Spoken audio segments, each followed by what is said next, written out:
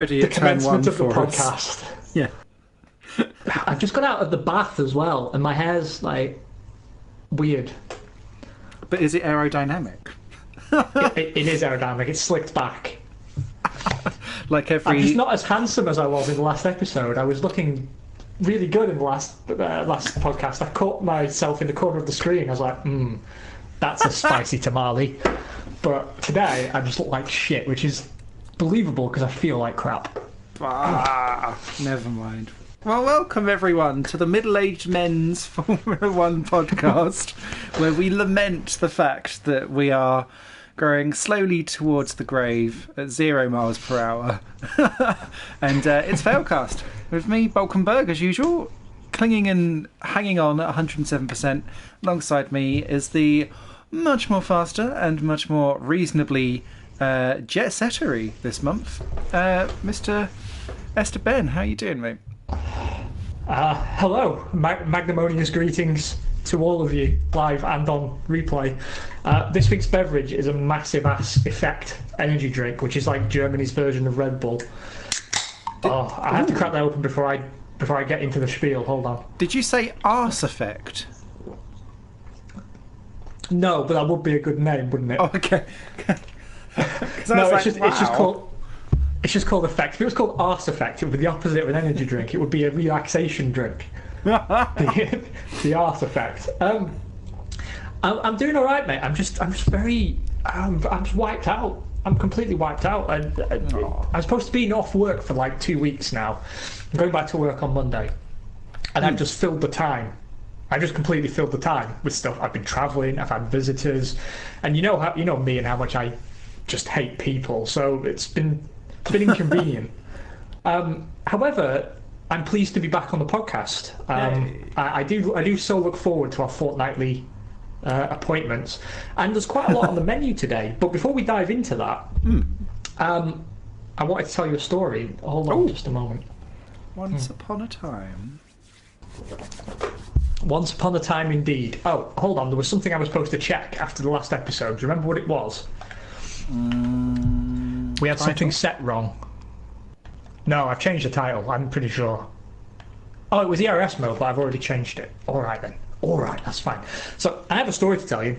Right. I don't know if you've already seen this, but before we dive in, I want to give it my full attention. There is a Kimi Räikkönen book of haikus. Yes. And I want this for Christmas. This is like the best news. It tops the bill. It should be the headline act, but I'm opening with it because it's so strong.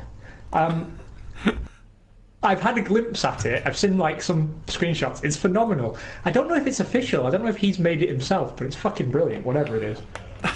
I've only seen one screenshot of it where someone had posted something. It was like an F1 journalist, and it was Finland. You can fish in the summer, but not in the winter. There's no fish. It was something like that, and I was like, is that just lost in translation? Or is this Kimi just saying, do you know what, for tourist information, don't come to Finland if you're a vegan? I don't know. My favourite one was the one about him always having his phone on silent because he hates when people call him. It's perfectly Kimi. I've not seen that. And the other story, before we dive in, that I wanted to share with you. So I was in Copenhagen a few days ago. Great city. Love it very much. Okay. I've never been. But something happened to me, and I'm going to pick my words carefully when I'm telling you about it because I'm aware that it could make me look very bad. But I've been looking for somewhere to have dinner, and then it started pissing down with rain. So I just ran into a KFC. And incidentally, it was the worst KFC I've ever had in my life. Shame on you, Copenhagen. But something happened to me while I was in the queue. Right. And I thought I was on like, I don't know if it was like a reality TV show or something. I was expecting like the corpse of Jeremy Beadle to pop out any minute doing jazz hands or something.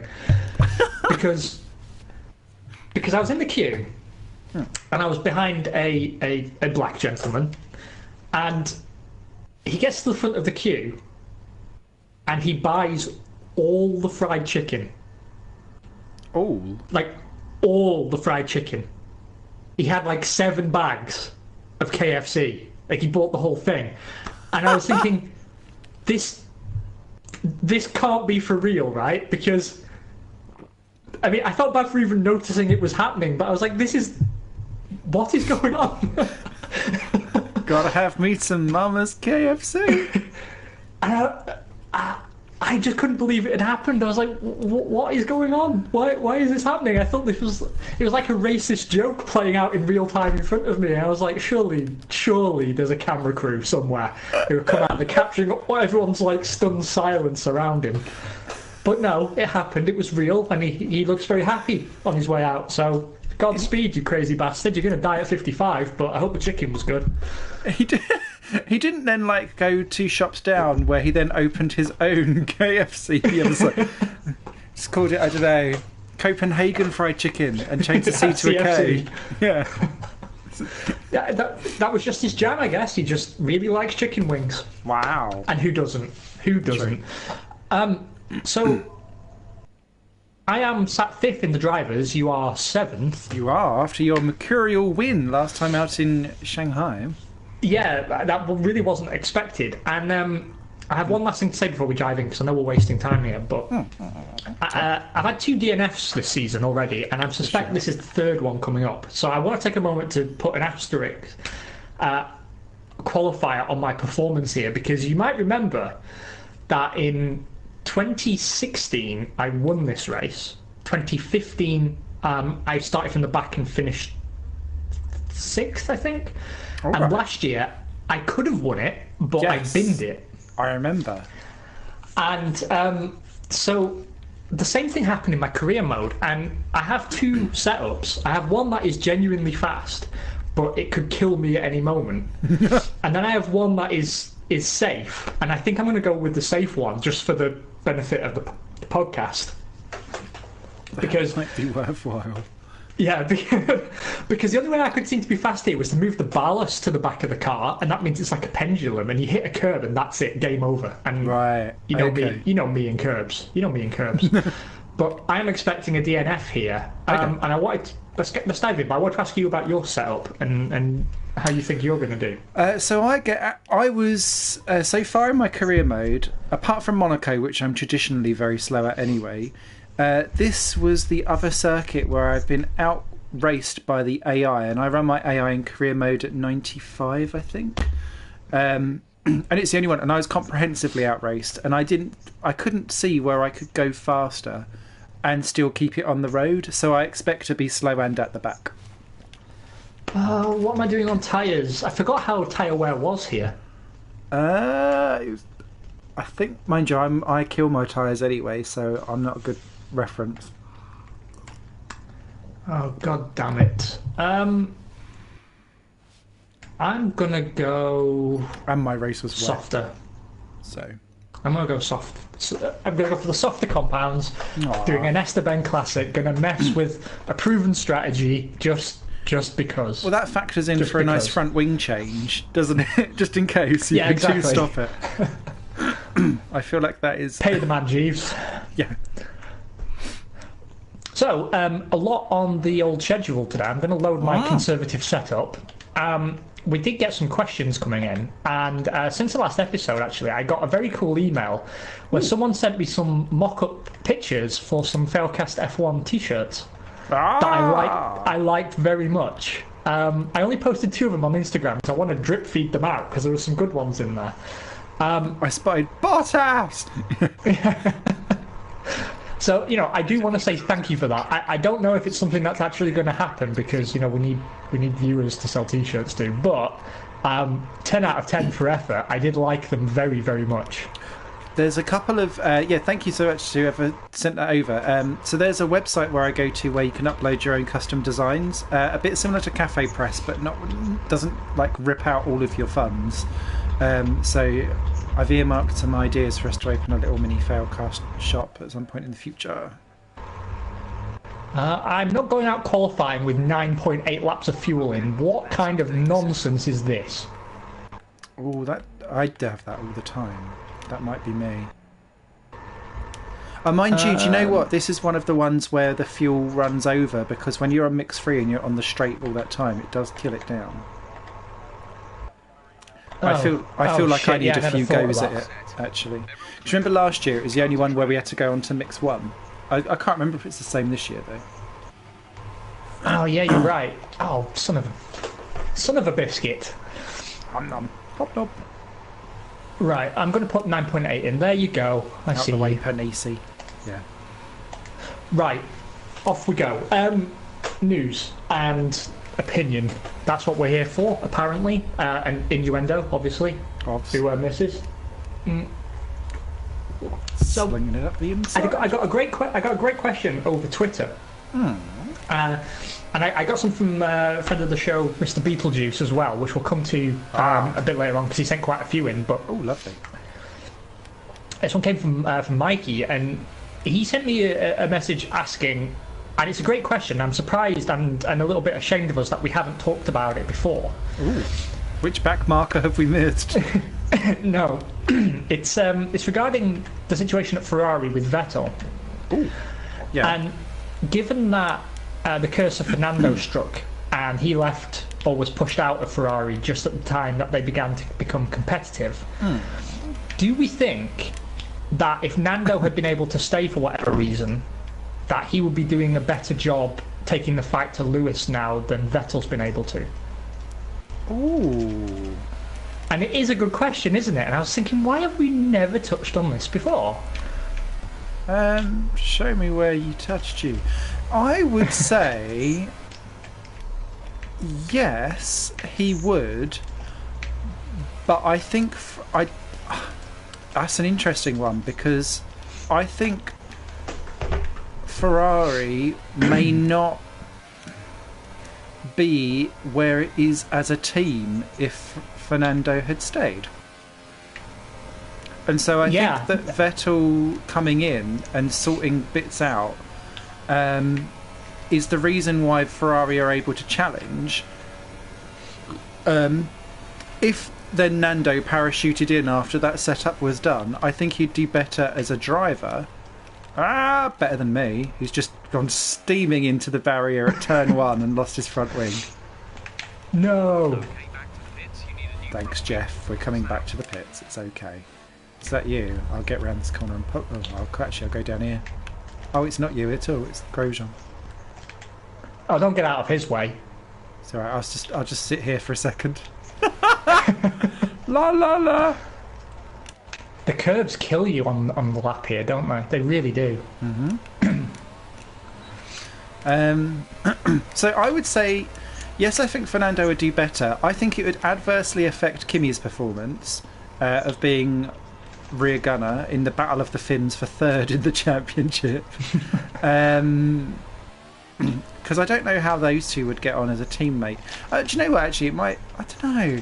Kimi's so oblivious to whatever's going on around him. I don't think he'd care who was in the other car as well. But I think he would do better. I think he'd make less mistakes. But I think there would be much more high drama because Vettel, particularly this year, less for me last year, is overdriving to the point where he's causing mistake after mistake after mistake. I just don't think Fernando would be doing that. What do you think? I'm inclined to mostly agree with you. I mean, I certainly agree with the idea that perhaps Ferrari wouldn't have been able to develop the car they have without that crashed input. Out. No. Shall we restart the session? Because I mean, that's too early for a smash out. Go on then. Yeah. How do we do? Oh, I have to quit, don't I? Yeah, if I quit out as... You exit and return to the mech. Yes. And we have to hope it doesn't save. Oh, hang on. Now what's happened? Yeah, you're all right if you then start the session, if that makes sense. Because mine's advancing. Yeah, we're still in qualifying for Azerbaijan. Cool. That doesn't bode well, does it? No. Off to a belter. That was me completely forgetting that I had no front wing. And then going around a fast corner and then just going, no! Godspeed. This could well be the Azerbaijan/Spanish Grand Prix whilst we talk about this week's news. Lol, lol, lol, lol. Yeah, I mean, for me, I do kind of think that maybe they wouldn't have developed the car. In terms of the relation to Kimi's performance, I'm not entirely sure where I stand on that, because, as you say, he's quite oblivious, and most of the detriment to Kimi's performance comes from the team itself anyway. I think so. I think, for me, it's where Alonso has such a poisonous inter-team relationship, because it's so much around let's make the team around me and so on and so forth. I think Vettel is like that too, but I think he does it in a much more subversive way, whereas I think Kimi would lose probably respect for Fernando and then be disinterested and then drive poorer. But he may then be riled up to the point where he just goes, fuck it, haiku this, Nando, off you go. Haiku this, motherfucker. Yeah. Which is clearly the ultimate way of attacking in a Formula One car. Reading haikus from alongside. Yeah. I found that if I change my differential off throttle a little bit, that the car actually feels a little bit better. But I tell you what, this setup does not feel as sweet on the Force India as it did on the Sauber. And the car feels very unsettled. Well, actually, not even unsettled. It feels unsettled on certain curves, but most of the time, actually, it feels like it's in treacle. Right. Does the steering feel a bit heavy for you? It does. I think I've got so used to driving the McLaren in the career mode that everything else feels slightly wrong, particularly with my setups as well. Hello, Super GDR Gaming. Thanks for joining. Don't worry, you're late, mate. We've just been crashing into barriers. I wouldn't worry at all. You've missed out. Apart from good Copenhagen stories, which you can rewind for. So I actually thought that was a fantastic little question. And obviously we'll never know now, because Nando's about to retire and Ferrari did give him the boot, but now, obviously, as we've already said, I think Vettel's future very much hinges on what happens with Leclerc. And I suspect if you're Sebastian Vettel, nothing good is what's happening. Exactly. So it still remains to be seen if Ferrari do come good just with a different driver at the helm. That said, they seem to have really gone off the boil the last few rounds, haven't they? I mean, yeah.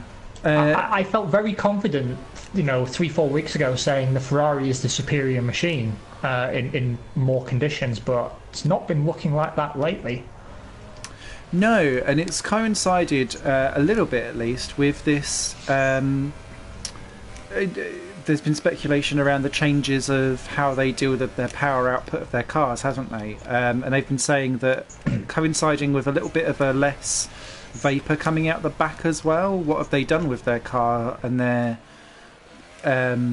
performance output, I guess, to either do something differently so that they have better lower grip? Because you saw in Russia where at the very beginning they was able to pull away from Vettel straight off the line. Okay, Bottas, I'll go first.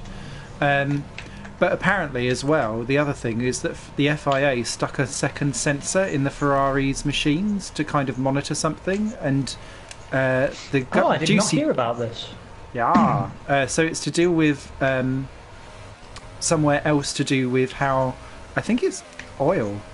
I might be making that up. But yeah, oil burning, right? Yeah, which a lot of people kind of like, is this where the vapour's coming from? And if it is, then since the FIA have stuck a second sensor on at the race before last, go first, Bottas. I can't go any. Oh, this is going to end up being a car crash because we've all just stopped. Now a Renault is at the back, and Hamilton. We're all just going to crash into each other. Is that you guys up ahead? Yeah, I've decided to floor it because the AI won't go through. I hate that final chicane so much. What was I going to say? Yeah, so with this second sensor, it times exactly the same time as Ferrari's downturn in fortune, so they're wondering if they've then remapped how they deal with stuff, and therefore are now slower on the speed traps as a result, because the FIA are monitoring. Daddy's watching. Yeah, Daddy Ross. Is Daddy coming to get me? Ooh. Well.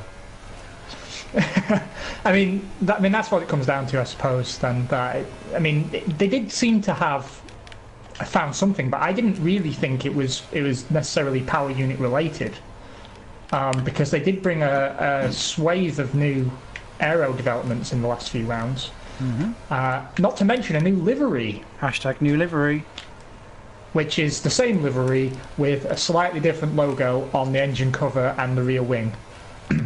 Yeah, that should have just been a new sponsorship announcement. And I've not even looked at the website yet, but I've already noticed that what the F1, everyone's favourite, God, they've made a meme out of it already and I've barely got off the toilet, website, has already changed it into Project Failure as opposed to Project Minnow or whatever it is.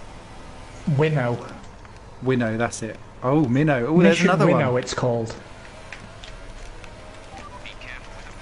And you know what it is, right? It's Marlboro. Oh, is it? Yeah. Bottas, Philip Morris get out tobacco. the way. Thank you.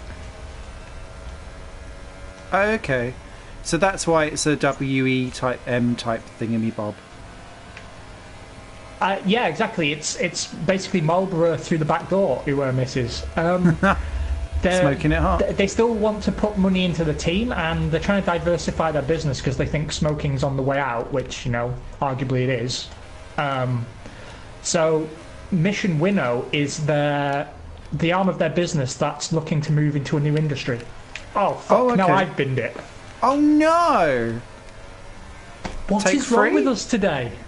Yeah. What is wrong with us today? Oh shit, I pressed retire, so you're going to have to quit out and... That's alright, I've quit out. Fuck. We're okay. And invite me in. I was on pole as well. It's because I had Vettel alongside me, but first you bin it, now I bin it, and we're 20 minutes in. That's alright. We'll be fine. Got out We'll of be Q1 fine. yet. We'll be fine. Oh, hang on. Now do I... Online Championship.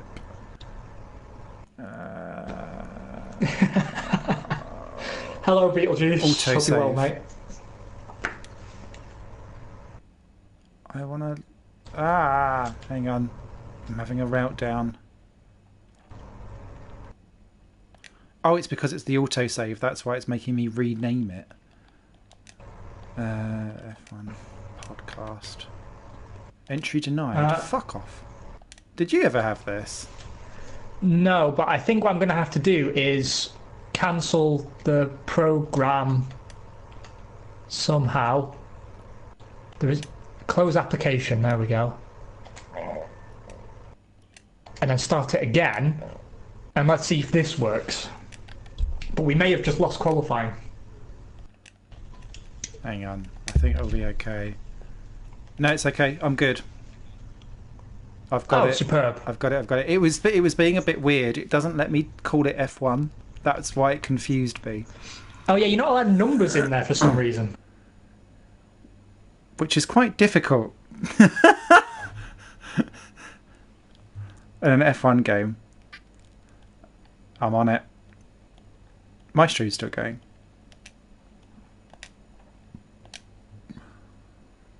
Oh, sirens. Come to revive our podcast. Come to revive our chat. Says Super I keep calling you Super GDPR. That's. You can tell I work in communications and marketing. Do you think you guys will play Nicktoons Racing? I feel like we already are. Well, we tend to play something a bit different. Why can't I see my stream now?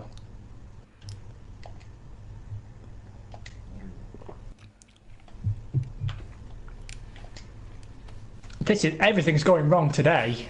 That's all right. It's There now we're back. We always play something a bit weird over Christmas, don't we? Mm-hmm. We used to play karting games and stuff at Christmas. Yeah. Also, there's a new dirt rally coming out at the start of next year, which I think we're getting to. Yes. I failed and sucked so hard at the first one, but but still enjoyable. Right, third time's a charm. Ba-bum-bum-ba-bum. Third time's a charm. This time we'll make it. Exactly. A bit like Kvyat. There we go. You've already mentioned his name. It's like yeah. it's like mentioning Macbeth. Into the wall we both go. We just call him the Russian driver. Oh, He's my just the internet Russian connection quality is not sufficient enough to broadcast gameplay. Fuck off, Virgin Media. This is a cursed stream, isn't it? There's a little bit. It's just a cursed stream. It's proper like Day of the Dead outside as well. It's pitch black already. Well, it's been grey all day, pissing down with rain. I've been needing. I need to get outside at some point, but I've been like, oh, it's wet weather tyres. So. Anyway. So this actually was in Beetlejuice's message, and it's one of the many questions we got coming into this episode. So as you mentioned the Russian driver, why don't we deal with that straight away? Okay. Almost binned it again. So basically, with Verstappen and Gasly being paired at Red Bull. Mm-hmm. And with Toro Rosso presumably now going to consist of Kvyat and Brendan Hartley, who has been on fire a little bit this weekend, but we'll get back to that. The question really becomes that what's the point of Toro Rosso, I suppose? He didn't quite word it like that, but I think that's the natural follow-on question to it, because your two older drivers that are going nowhere are now taking up the junior seats, and you've got two drivers still at the start of their career, really, tying up the seats at the mothership for maybe 10 years. Yeah. And it got me thinking, really, because if you were the one, writing the checks over in Salzburg, I'd be wondering, just what are we paying for with Toro Rosso? Yeah, and I have to agree. They've brought up so many people through the ranks. Admittedly, they've got a bit of a gap for a couple of years, but that's not helpful because it is a reversal of fortune. Toro Rosso shouldn't be a third chance saloon for a Russian. No matter how much we love the guy or dislike the guy, it shouldn't be. If you look at their mission statement and what they're supposed to stand for and fight for, and Christian Horner said this in the press briefing on Thursday, whenever the team's meetings are for Suzuka, because they were saying, is there, with all the talk of free car teams and what can we do to open up more places for drivers on the grid, how do you deal with that? And someone asked Ferrari about their driver program, and they was like, yeah, that's all fine. And Christian was like, well, we pay Franz Tost for his 365 day per year program, and if they survive that, then they might be worthwhile bringing on. So if that is their mission statement, then they're failing miserably, and they will do for the foreseeable future, because everything's going to bottleneck. There's nowhere for anyone to go. The only reason why Gasly is able to get up is because Ricciardo has ended up going, well, screw it. But you can't be the rest of the grid can't be a Red Bull driver program overspill for ever. So it's almost like they need to say, right, we'll have a 2 or 3 year limit per driver at Toro Rosso, and then if we can't promote them ourselves, then you need to be jettisoned out Sainz style, or they need to decide that actually they're only going to promote one driver per year, and then the other driver's seat there needs to be an old hand that they know is quantifiable. And maybe Kvyat can fill that role, but I'd much rather have had it be Jean-Eric Verne or a Buemi. I completely agree with that. I mean, for me, it sounds odd to say this, but the team really could do well to learn from its Minardi roots. Yep. I mean, I actually see merit in having a solid, experienced driver in the young drivers team, just to make sure car development stays on track. You want the car to stay competitive enough to show off the talent, and then. But then there is something to be said for this, let's call it a shootout model that they have. Because, taking two young drivers and setting them against each other, you probably do bring the best out of them. In certain circumstances, at least. So it's kind of hard to be certain about it. But I think if the Sainz debacle has taught me anything, it's that, that's the kind of stuff that kept Minardi afloat. They would bring in a driver on merit and, forgo a pay driver in one of the seats, and then they'd have that driver under contract, and they'd they'd have his contract bought out. And that's basically what they've done with Sainz, right? McLaren have bought out his Red Bull contract. Yeah. So he has made money for them in the long run, even though he's not a Red Bull driver.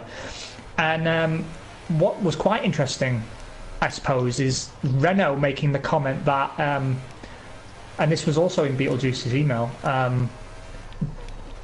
Renault said they feel they have unfinished business with Carlos Sainz, and that they ended up with Ricciardo because Red Bull was so desperate to stop them signing Sainz.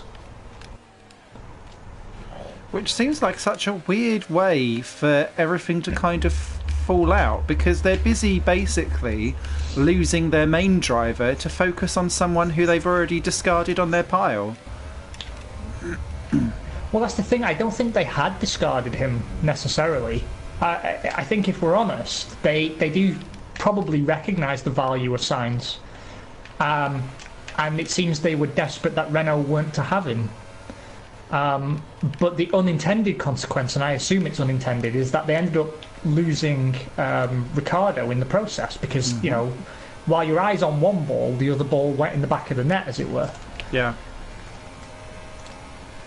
So it is quite interesting, and what Beetlejuice was asking is, let's say Ricciardo destroys Hulkenberg.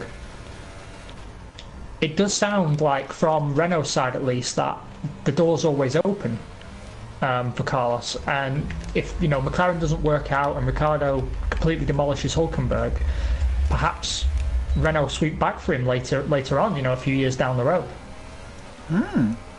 And then you have Renault running two former Red Bull drivers.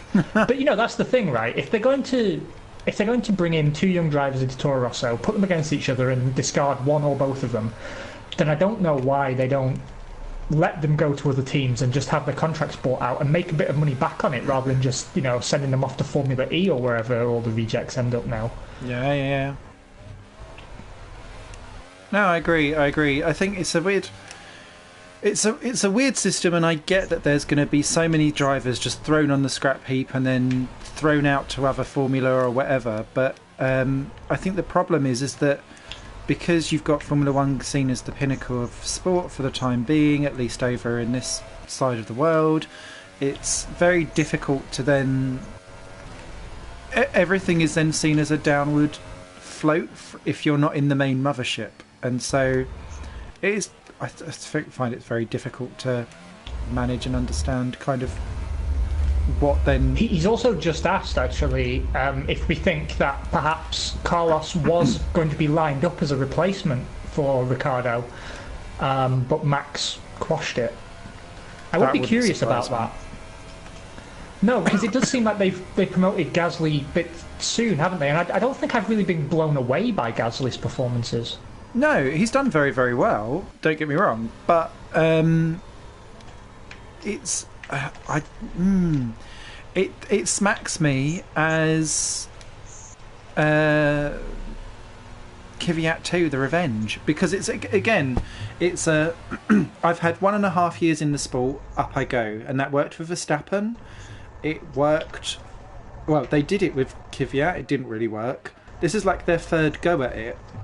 And I would say, actually, it then starts to become Gasly, for me, is almost like a live experiment as to whether or not this type of career progression at that speed works or not. Because it will either be Verstappen is the fluke minority, or actually Kvyat is the anomaly and couldn't hack it, as depending where Gasly fits for me. Because then it weighs it 2 versus 1 way or another. Yeah, I mean, I don't know. I really don't. It's hard to know what goes on in their head a little bit. But I agree with you that I don't think Gasly's done a bad job, but there's nothing I can point to and say, oh yeah, he's definitely done enough to warrant going to the big team now. And I would have thought that if they were losing Ricciardo, which obviously they didn't intend to, then Sainz would have been the obvious choice. So, you know, maybe Max said no. I wouldn't be surprised if Max was a little scared of him. Well, no, because in terms of actual outright pace, Sainz had his measure. Sainz was a bit more ragged around the edges and made a few mistakes. I'd also say that Sainz has underwhelmed at Renault, and I think that may have been a bit of a deciding factor as well. Well, he has this year to some extent, but if you look at how he came into the team last year, I mean, he dragged them up the constructors. Yeah. So I mean, everyone has an off year. Every now and then, you know, they all have weak races or a weak streak. Yeah. It's very easy to get down in the dumps, I suppose. But I would say, honestly, that I still consider him a far safer bet than Gasly. At the moment, a man who hired himself to Toro Rosso about 8 times before he actually was hired. Yeah. I'd also say as well that Renault constantly seem to be caught with their strategy pants down, and that never seems to really work out for Sainz's favour. It's almost like they've given him the guinea pig route, and then he seems to try stuff out for Hulkenberg. I don't know if that statistically is true or not, but it's how it feels sometimes. I was going to say the exact same thing, because I have noticed that Carlos, whenever there's someone out on the wrong tyres, it's him. Yeah. Do you know what I mean? Wrong tyres at the wrong time. But he also gave me my moment of the season, which was him completely kicking the crap out of Max Verstappen in Baku. Yeah. I enjoyed that massively. Watching him in a Renault just fight toe to toe with Verstappen and to come out on top. I know he lost it late in the race and he lost pace and ended up further down, but that exchange showed that when both cars were sort of operating early race, similar levels at least, that Sainz has got the chops to take it to Verstappen and to stick with him. And I was expecting them to take each other off at any minute, but they didn't. Although I did call it that from seeing that exchange that Verstappen would not finish that race, and lo and behold, he didn't. Yeah. I do wonder how close he came to some serious reprimand, because his behaviour has cleaned up massively over the season. It has been an absolutely stellar second half of the year, hasn't it? Yeah. And I've been waiting to say that, because I don't like going against the grain, but if I don't say what I really think, then what's the point of having a podcast, right? And yeah. I've been coming down on Max pretty strongly for a long time, so it's nice for once to be able to say, do you know what? Yeah, he's doing a fantastic job. He's doing really, really good. I still don't like him, but I don't have to like him. No, but we can still respect when someone is doing a really good job out on track, and he is. Exactly, and it's great to see. I mean, I still enjoy watching good racing, even if someone I don't personally like very much is doing well. It's about the driving, I was never the world's biggest Gerhard Berger fan, but he had some stellar drives and particularly some qualifying performances that I was like, poof. Even then, it's like, wow, hairs on the arms standing up. But I wouldn't have voted him Sportsman of the Year. It's just the way it is, right? But if you genuinely love the sport, you don't really care so much who wins. I say that, and this is my Haas moment, where I say something and then completely contradict myself. Okay. And we're coming for you, Jane. Haas. We're coming for you. Come on, Gunter. But I want to talk about the Mercedes debacle. Oh, yeah. Because I have lost a monumental amount of respect for Mercedes from this. A huge amount. Really? Yes, I have. Now, don't get me wrong, it's not that I disagree necessarily with team orders as a concept. I recognise the value of them. But it's the way... I don't know if you follow their social media, but not massively. All week, they've been posting posts like kissing Valtteri Bottas's arse. Oh no. Yeah, making a big fuss of him, like, let's give claps to our favourite Finn, and what a driver and everything. And I was thinking, it's so transparent. It's so transparent. Oh no. And the problem I have with it is that I would say, Lewis had what, like a 40-point lead? Yeah. He did not really need to win that race. Second would have been fine. And if I was Bottas, because Bottas is the consummate team player, right? He's never had a problem in the past giving a position over to Hamilton, but it's always been, if I recall correctly at least, it's always been at a point in the season where the championship was still open, right? Yeah. And he's gone on record and said, when that situation arises, I will do whatever I can to help Lewis win the title. And that's the kind of driver you want in the second seat. Someone who's going to fight as hard as he can, but then once the gap's too big, just plays the team game, right? So, yeah. Not a bad word to say about Bottas at the moment, to be honest. But when Lewis has got a 40-point lead in the championship, and he's second, and they tell behind is third. Yeah. And they tell you, you've got to move over for Lewis, he needs to win the race. And then you don't reverse positions later on, which again I think would have annoyed me even more, to be honest. That goes beyond demoralising, really. And I can't see in this particular instance the justification for it. Oh, you nearly lost it there. It was a shake of the old arse. I had a terrible lap as well coming in. But I'm through to Q2. I was last after the first run. Yeah, I saw, but you are through now. Yeah, let's come in. So, would you stay? Would you take that? Surely now he's going to become resentful. This is, if he's got any balls as a racing driver, surely this is the turning point where the relationship goes sour. For me, that the balls needs to come out on track though. So.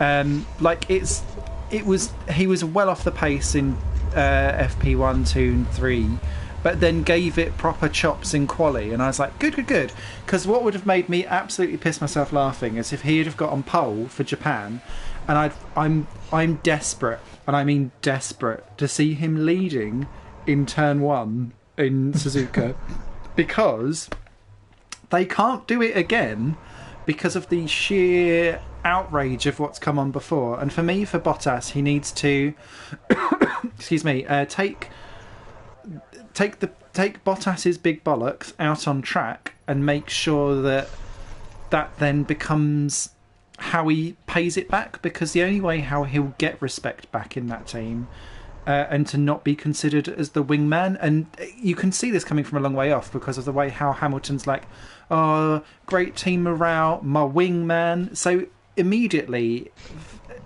you can tell how it's all played out as you are my number 2, you will be my backup, you are here to in my team, blah blah blah blah blah. But his performances don't show any different, and I don't see why he should then be allowed that moment in the sun later on. I think maybe I've just been numbed to it by Ferrari previously, maybe. Quite possibly.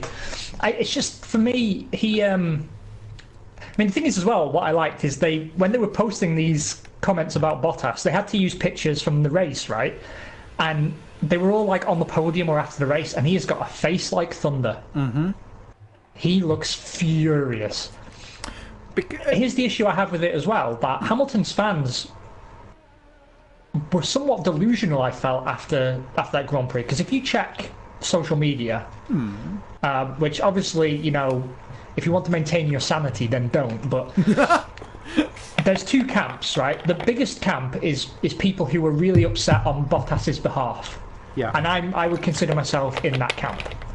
Not because of the use of team orders, but because of the use of team orders in a completely unjustifiable situation. It was just totally unnecessary. Right. And then you have this smaller, I would say maybe 15% of people who are obviously Lewis fans, and they say, oh, well, I'm sure Lewis will pay it back later in the year. which is basically, I mean, that's a backhanded compliment if ever there was one, right? Saying, well, obviously Lewis will be in front perpetually, but maybe he'll deign to allow Bottas a free win when it no longer matters because he's already won the championship. Yeah, but also they were saying, I thought it was really classy of Lewis to offer Bottas the trophy. No, it's not. I mean, if anything, that's the opposite of class. I mean, that, to me, shows me that he's uncomfortable with the whole thing himself, and is like, crap, I didn't think that this would become such a huge issue now.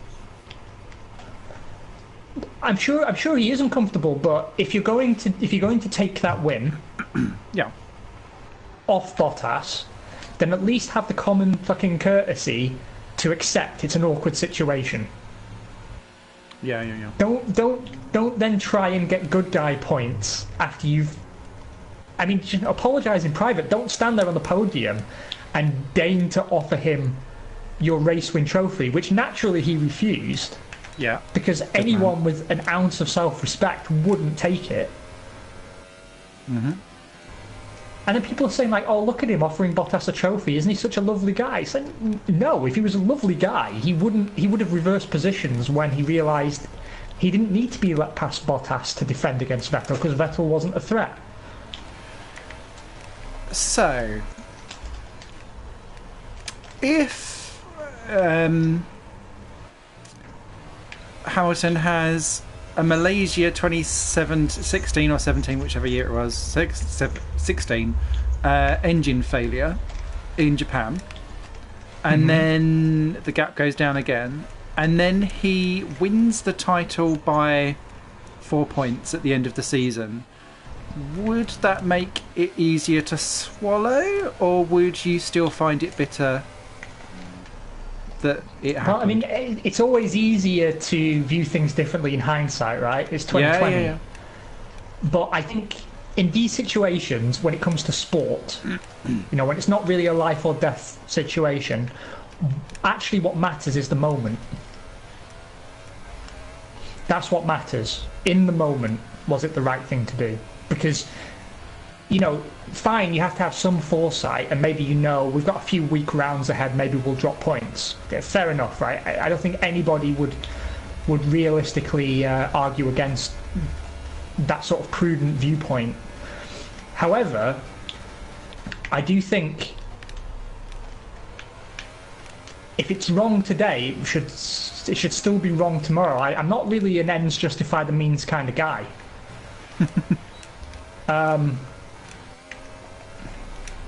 I'd feel differently if it was a constructors' championship issue.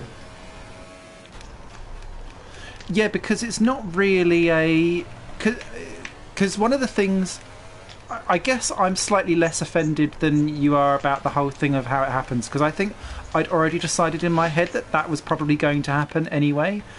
But there's two things that pissed me off about the whole thing. The first one is what you just said there about it being a constructor's issue, because their main line initially was, well, we're a constructor and we need to make sure that we win the race. And I was like, you're going to win it with either of them, mate. It doesn't matter, because the points are still the same regardless of which driver comes home.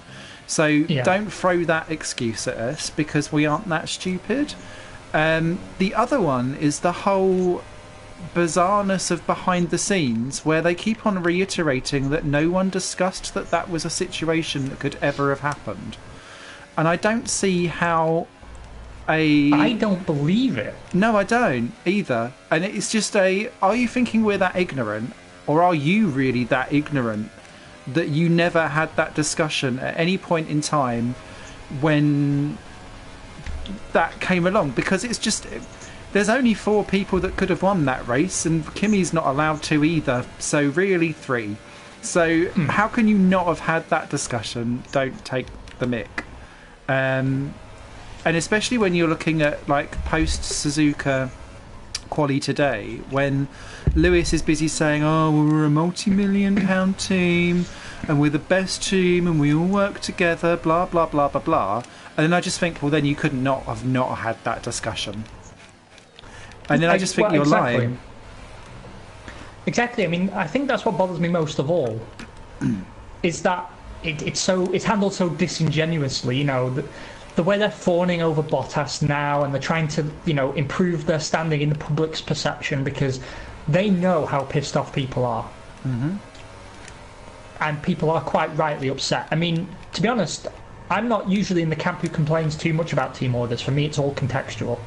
In that circumstance, was it the right decision? In this circumstance, I don't think it was. But there's not an explanation for doing it that satisfies me anyway. But, there are people who just, in general, hate team orders because for them, it's all about the drivers. And I appreciate that that's the majority of fans. They don't really care about the teams so much.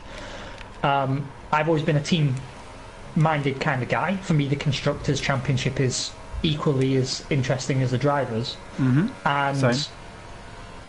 I've always, if I was in Formula One in real life, I'd take team principal over driver any day of the week. I like the team element. But I appreciate most people care about drivers, right? And in that case, you want pure competition. Intra-team or inter-team, you want pure competition. So people already get pissed off when team orders happen, and it's arguably justifiable. But in a situation like this, you're not just pissing those people off, but you're pissing off quite a large amount of the regular fan base who really don't mind about team orders because it just seems so gratuitous and so disrespectful to one of your drivers. And it's not like anyone's expecting them to give them total equal treatment at this point in the season. Hamilton can have preferential strategy, whatever, but in that race, I just didn't honestly believe Vettel was going to be a threat over race distance. And I don't have access to the data they do, but ultimately I was right. So to me, it just didn't make any sense. And then retroactively trying to fawn over Bottas and pretend that it's one big happy family, and Lewis making the comments he made. I mean, he's actually done quite a few interviews in the week since. And he's always saying, well, I don't really agree with it. It's very awkward. It makes me very uncomfortable. And I was thinking, well, you still took points, though, didn't you? Yeah. Because that's not about I want to win in the right way and all of that stuff. Screw it. You'll take the points if it's offered to you. And this whole thing about, we've got a was it a flat spot or a graining or whatever it was, or something like that in the tyre, which was why they used a blister. That was it. Come on. They said he had his blister on a rear tyre, and there's actually a great picture that I think it was in Autosport, but I don't know who took the picture, of at the end of the race, Bottas inspecting Lewis's rear tyre and seeing that actually it really wasn't that bad. Excellent.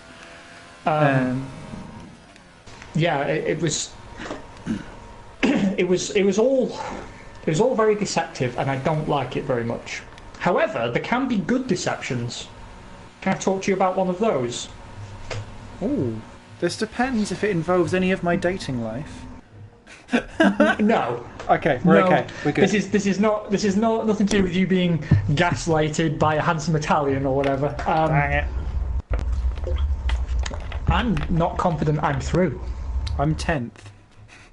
I'm 7th, but it is tighter than Eskimo's testicle bag. Oh, nice. I'm on a what a phrase, by the way. What a phrase. I've never heard that before. Well, it's cold and the soldiers are in retreat. 142.651. I have signs behind me on a 142.653 and Verstappen on a 142.685, and then you on a 142.799 in 10th. And you're on super softs, you jammy bard. You're the only one. I know, but now I'm scared, and I think I might have to go out on ultras just to make sure I'm through. Because the track gets faster. Maybe do the start the lap, but see where positions you are. Time it so that you're one of the last over the line, so you'll know if you need to finish the lap or not. Yeah. I'm going to go out now, and I'll decide on the way if I'm going to set the lap. I'll just try and keep an eye on where everyone is. But I just don't want to lose out on Q3 when I've got the pace, I've used all my tyres, so I'm screwed.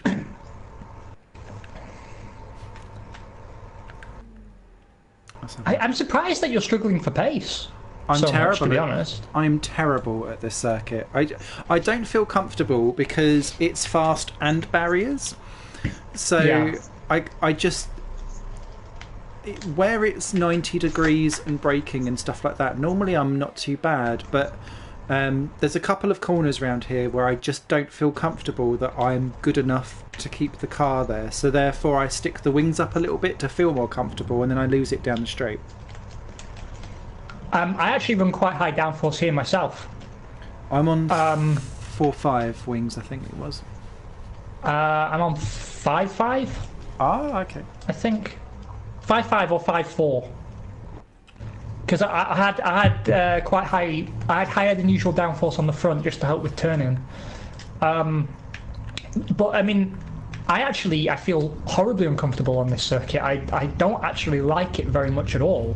Not to drive. It provides good races, but I don't like it to drive at all. A bit like to me, it's like Valencia on steroids. Yeah, I've got a feeling we will be driving some classic cars at some point in the next hour, because I really don't think we're both going to finish, because that fast left-right section just before the final straight, if I enter that even slightly wrong, then that's it. It's game over, and I can't crash in a way that only loses my wing. Like it's all or nothing. I'm so shocked that no one in real life has crashed there yet. If that is genuinely how you have to deal with that corner, because it seems so on the bubble every time. Yeah, and the thing is, like, codemasters are always saying, well, we get real Formula 1 drivers to test the game. And you see it in the build-up, right? That, they have someone like, Ocon or whatever driving the game before it comes out and deciding, wow, the track has it started raining? No, the track is super slow. I'm just hemorrhaging time everywhere. it does look grey, but there's no rain anywhere.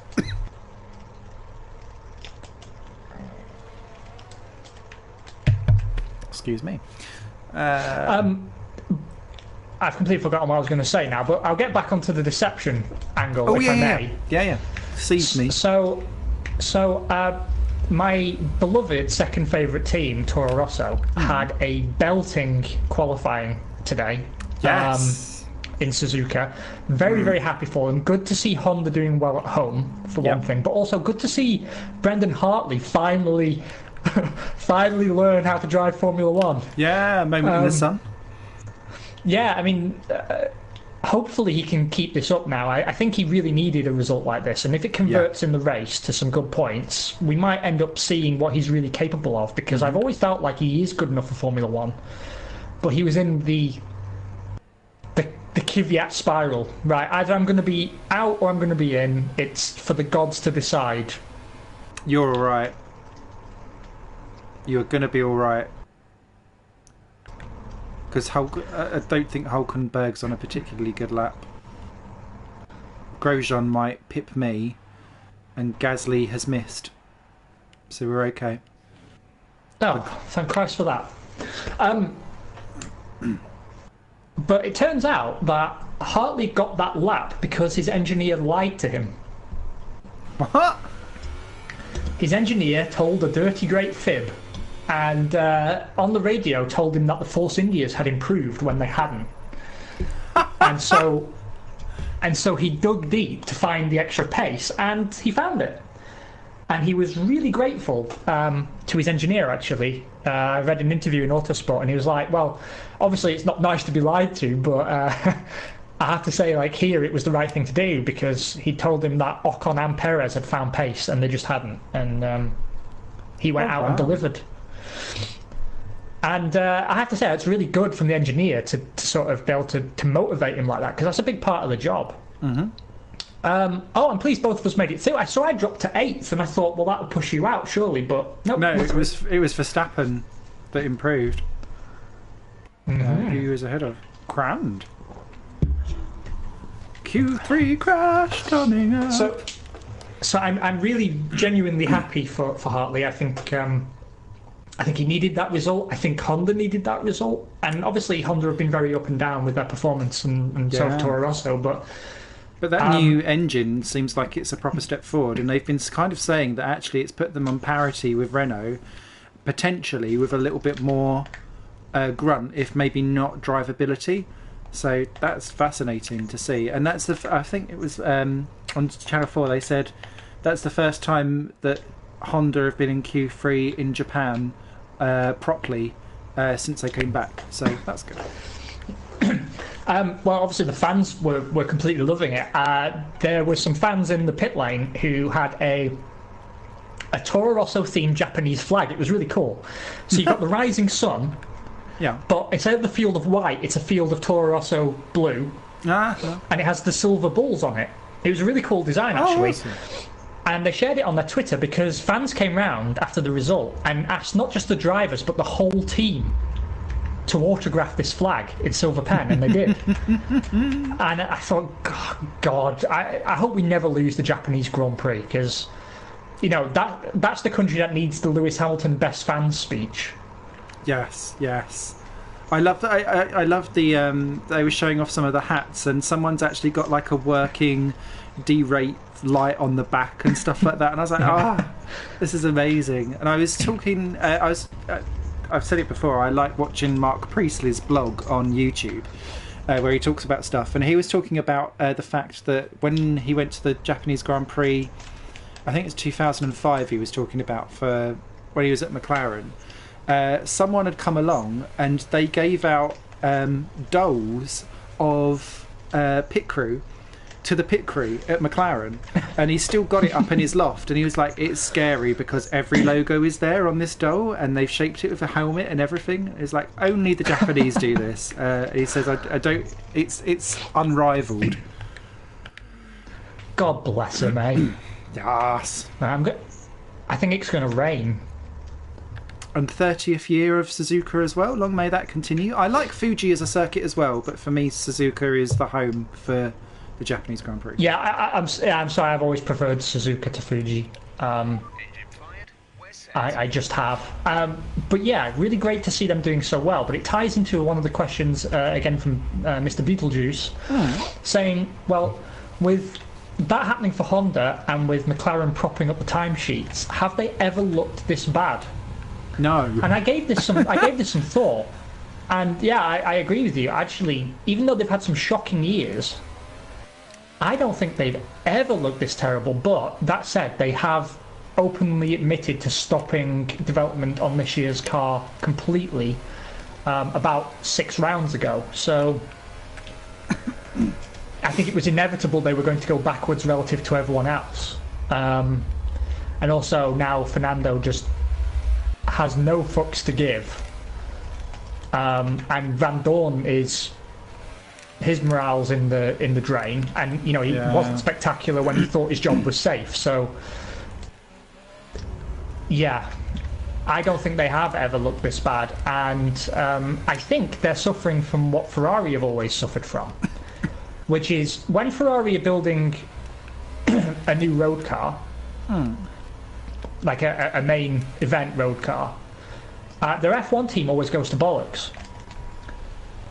And McLaren haven't produced a road car since the early 90s, and then just as the Honda period was coming up, they began making cars, and they seem to have a car out every year at the moment. In fact, when I was in Copenhagen, I saw a McLaren advert on the TV. Oh, wow. Like a car company advert from McLaren, which I've never seen before, selling the 650S. And it does occur to me that around the time they partnered with Honda was around the time they really began to take themselves seriously as a sports car manufacturer again. Because you had the McLaren F1 in the early 90s, and then they didn't really have a road car. They had they tweaked a Mercedes AMG SL whatever, so there was a McLaren Mercedes sometime around 2012, I want to say. But then they really started to pump out McLaren branded machinery the last few years, and the F1 team has just gone backwards. Do they ever cross over? Like, work friends or anything like that, or is it just seems to be like a coincidence of like reorientation of the company itself? No idea. I mean, I guess everything's done at the McLaren Technical Centre, because I don't believe they've got another factory. They shouldn't have, the amount of expense they spent on that. Yeah, so it makes me wonder actually if maybe, because I know it does happen at Ferrari, right? And it used to happen at Honda. Like when Honda came back to Formula One, and every time they'd been in Formula One, they didn't have F1 specialised staff. They took strong performers from the car division and their other motorsport divisions. And I guess at Ferrari they do the same thing. Like maybe you move in and out of Formula One, depending on what they want you to do. I'm going to come in and try again if there's time, because I'm not happy with that lap. I feel like and I've knackered my ERS and my tyres now. Bit. Sorry? Grip's going a little bit. Oh, I've done that final chicane wrong. I'm only 6th, and I think I can be faster.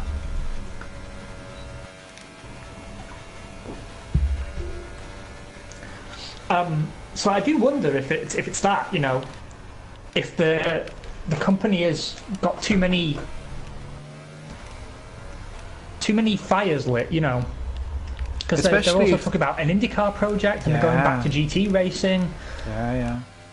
And I kind of get it, because if they're failing in their F1 project, then they might want to try and bring in some other revenue streams to try and cover that up a little bit.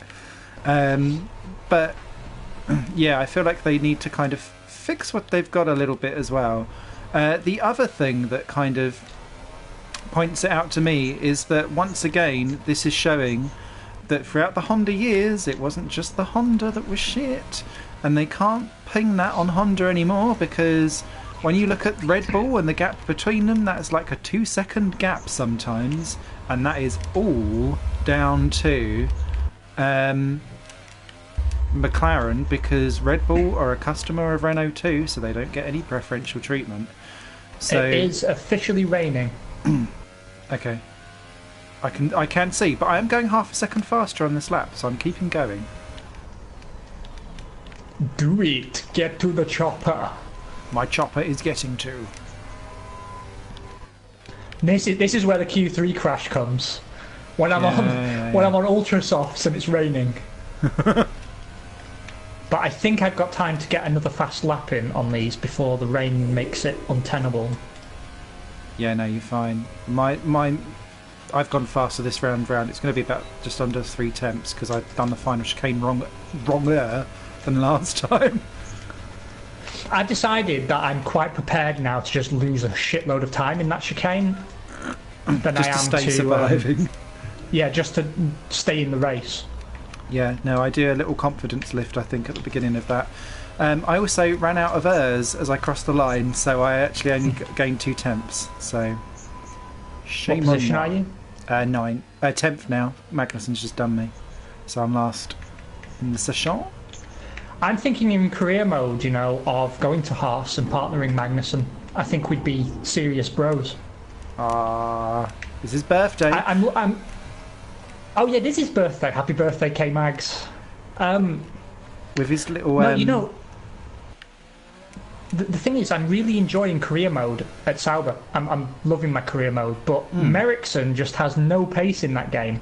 And even though the car now is... I've developed it to where we are just behind Haas. We're like the 6th best or 5th best car. Nice. And he's still like going out in Q1. Oh no! I need a teammate that is like. Oh. Yeah, all the pace is gone. Shit balls. I've split the Red Bulls, but I'm not happy because I really feel I could have got like 3rd or 4th, but I was too scared. I was a big scaredy cat on my fast lap.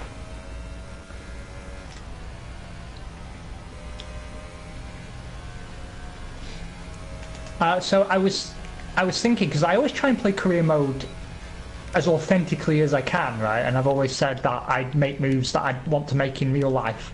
And so for me, I'd really only want to drive for Sauber or Toro Rosso, really. Yeah. But, you know, if I was a real F1 driver and Ferrari came knocking, which they might in this game because I've been doing really well, would I say no? I don't think I would say no, really, but it feels like I'm cheating myself by going to Ferrari in Season 2, so I do wonder if I shouldn't go to Haas. Because, you know, I don't know why. Everyone seems to have this idea that that's the Ferrari ladder. You know what I mean? Like, yeah. But it isn't, because Haas don't take Ferrari drivers. They just seem to refuse. And that's why Sauber got the Alfa Romeo money. Mm-hmm. But speaking of Haas, and their long-held tradition now of saying one thing and doing the other, I sent you a screenshot the other day of their fantastic announcement that Roman Grosjean is on thin ice with them and he's at risk of a race ban. He really needs to behave himself. But also, we've re-signed him. But isn't the race ban because he's accumulated loads of penalty points over the last few races, and so he's got to be clean until after Mexico, and then he's okay again? I think something scrubs off. Yeah, but still, why have they re-signed him when there are drivers on the market? I mean, it was only like 4 days ago they released a statement saying, "Oh yeah, we'd consider Ocon." And I was thinking, good, Ocon and Magnussen, that'd be a really good lineup for you. That would be a good lineup, actually. Especially if the car stays at the level it's at now. I'd love to see that. But then no. They signed the French cookbook author. I wonder how much of that's out of loyalty. I don't know, because even Grosjean said what saved his career was his drive in Germany. Mm-hmm. And that makes me lose even more respect for Haas, to be honest. You can't take one drive over all of those crashes. Exactly. Like, I mean, maybe you defer the decision on your driver lineup until Mexico, right? Because no one's going to swoop in for Grosjean. Yours is the only competitive seat that's still free. Mm-hmm. You don't have to rush the decision. They have gone a bit early, especially with this whole Ocon Racing Point issue. They could have doctored in Russell? some. Yes. Russell. Ocon, Russell. Who are the other ones that are knocking on the door at the moment? Markelov has been having meetings. Yeah, with Williams. Yeah. Latifi. Or Latifi, I keep getting it wrong. Latifi. Yeah. What a great name. That is the ultimate porn name, that is. Latifi is too all over the shop, and now he's bought in shares into... I can't remember now. Is that Williams that he's bought into shares of, or is it McLaren? I can't remember. McLaren. His dad's a shareholder at McLaren. Another Canadian with big bank account. I don't see him getting in there though, because he's too all over the shop. You know, Van Dorn's on the market. Not that I would necessarily leap from the frying pan into the fire on that one, but no. But they're in a position where they could have brokered some kind of deal with Mercedes to say, do you know what? I know we're Ferrari affiliated, but we've not listened to anything that Ferrari have said yet. So, and you can have him back for 2020 when we shoot out Bottas. And you know, there's also, you've got you could have had Merrickson and Magnussen.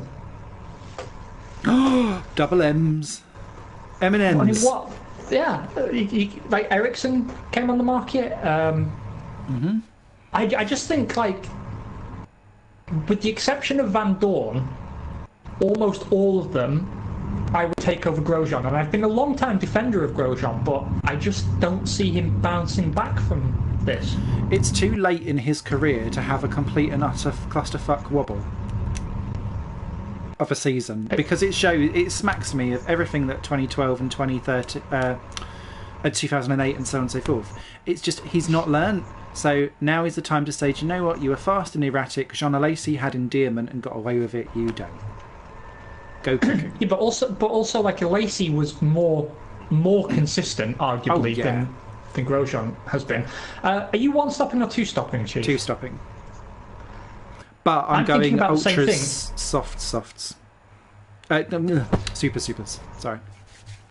I've got a choice between supers, ultras, supers, or supers to softs. But I tried the softs before we went live, and they felt horrible. Okay. But apparently, it's 9 seconds slower to stop 2 times. Also, I'd much rather finish on the ultras, if I'm honest. Mm-hmm. It did offer me a 3-stop, but I'm not doing that. That's 20 seconds slower, it reckons. For no real gain. So, to be fair, I think my stops will depend on where my front wing comes off. So I'll have all the tyres. At least it's dry, thank Christ for that. I don't know what to do. Okay, that's what we're doing now. Yeah, supers, ultras. I'm going to finish on the faster tyre and hope that works. It's an Esteban special. Yay! We love those. Oh, and it's dry at least. Mm-hmm. I didn't see any projected rain, so that's good. No.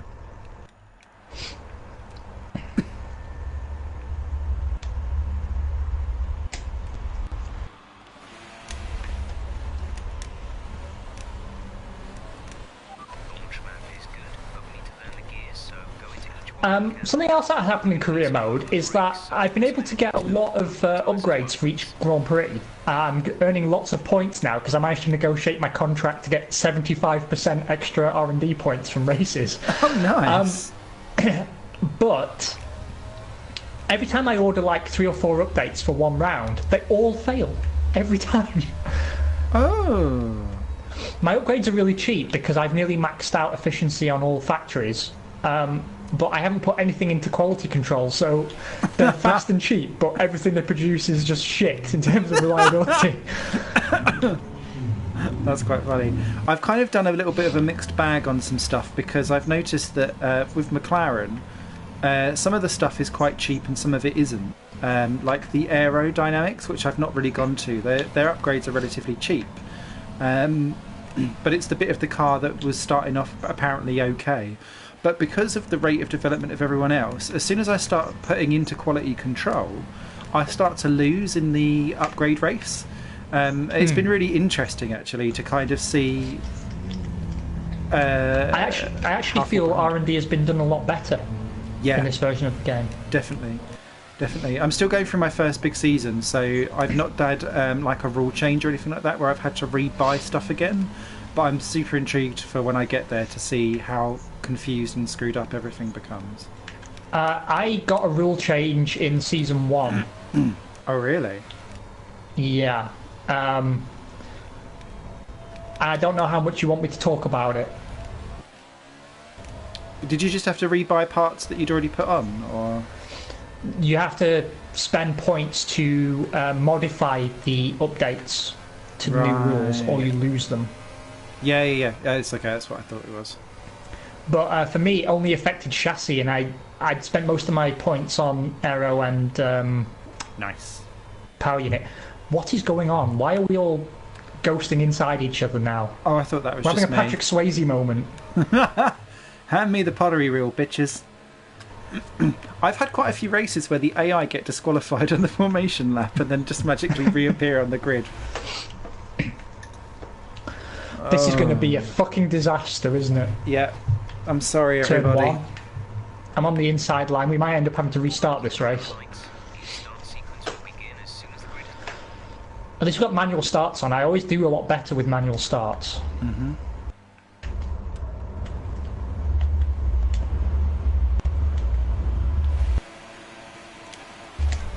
Oh shit, I was super slow there. Monstered. Signs, you cunt. Oh, sorry, I didn't actually mean to say that, but yeah. I got a warning. Think it. I got a warning for hitting you, but it was actually signs that pitched me into you, if that makes sense. I've already lost part of my front wing. Same. Verstappen, what are you doing? shoving me off the road? He's driving really slowly. I saw that. Now I am as well. He swept right across the front of you. Yeah, I've now got a red part of my wing, so I don't know if I'm going to... Yeah, it's telling me to pit. I might pit myself, to be honest, because there's too many corners to have any sort of wing damage. And particularly this section we're coming into now, it's brown trousers time, even when the car's working well. Yeah, I've just lost so much time there. Cool. I will follow you in. Yeah, well, actually, I'll let you stop first because it's compromising your race far more than mine. No, it's alright because I can. If I hold everyone up, you'll be. I'll go round again. You'll be stuck behind me. No, you go in first. Let's call this the Team Orders edition. I'll hold everyone up. You come in now. Fuck it. Do it.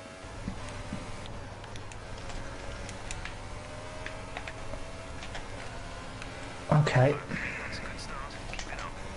Jeff, you've made a really good start. Keep it up. Soft tyres. Oh, no! No! Right, if I exit out, we can restart. Yeah. Fucking hell. What is going on today? Oh. It's because I was trying to use the fucking NFD.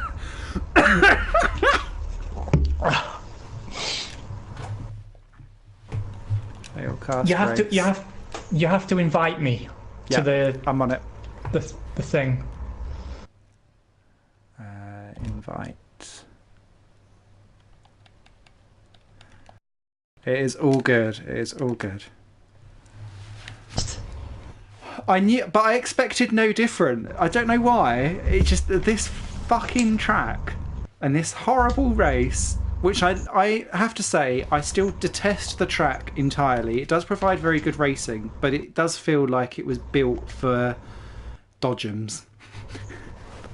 And the AI are so vicious in this game as well. Excuse me. Did you get I accepted your invitation, but nothing's happening. Could you send it again? Yeah.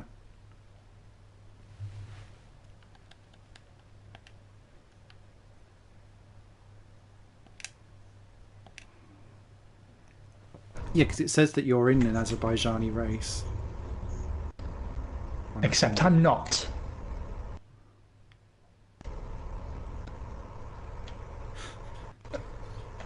Yeah, I think I have to close my application again. Okay, send it again. Kills my... Dope.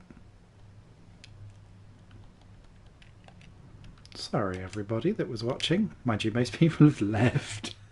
They're probably disgusted. Never mind. Do you know what's funny is that Monaco last year didn't go this badly. No, we was alright. I think we finished as well, didn't we? We did finish Monaco, and we weren't last. No. Right, we are... I think coming back in. Let me broadcast gameplay. It doesn't show you here yet. My game's restarting. That's why it'll take a minute for me to join. So embarrassing. Sorry, everybody. You David Coultharded it. Yeah, David retarded it. More like. Boo. Okay, let's do this. But there's no way I'm going to make it out of that first corner with my wing intact. The way they cut across the front of you. Yeah, Verstappen was driving like an absolute moron. Which was why I was like, no, you're going in the wall, mate.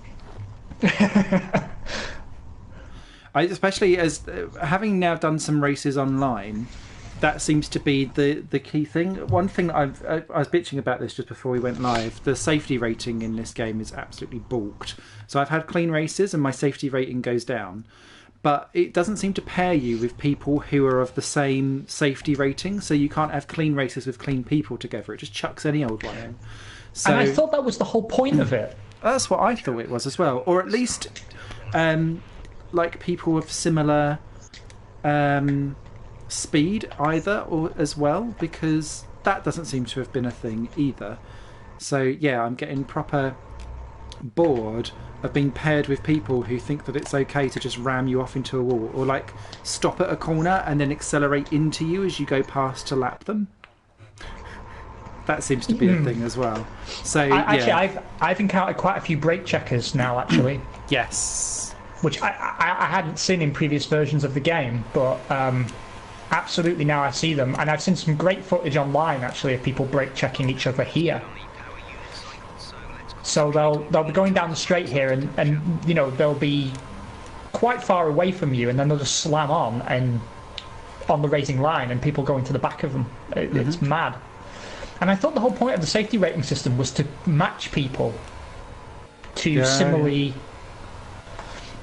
The problem is that what I've always said with these games is that the hit detection doesn't really tell the full story. I mean, there is going to be racing contact, even when everyone's trying their best to drive cleanly. It just happens sometimes. I mean, every time you and I are near each other on track, we manage to hit each other at some point if we race each other long enough, and neither of us is trying to do it. No.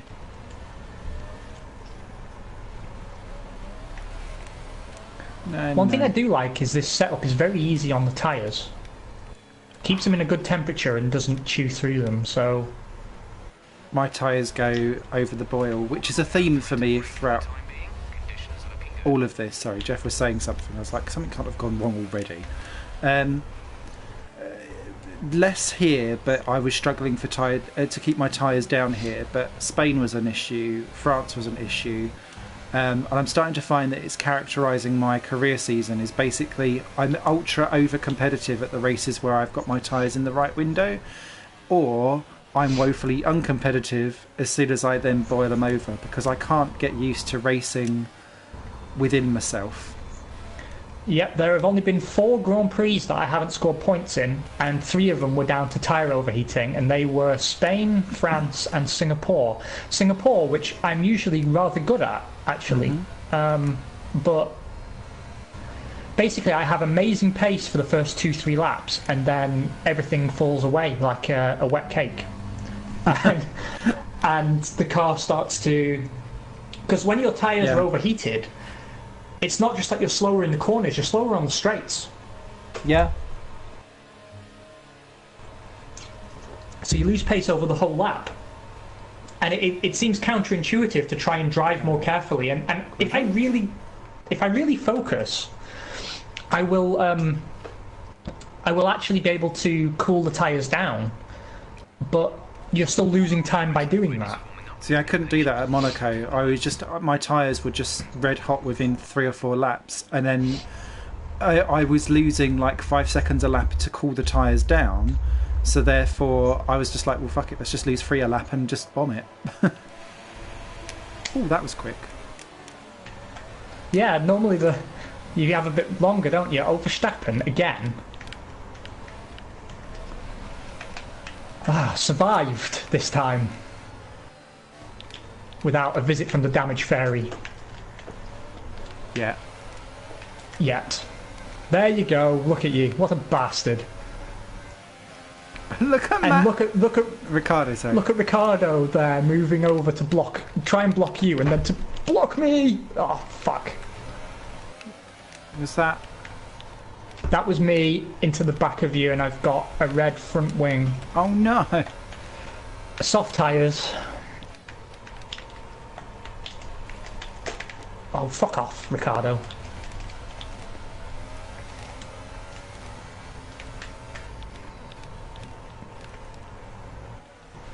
You'll still get me by the end of this race.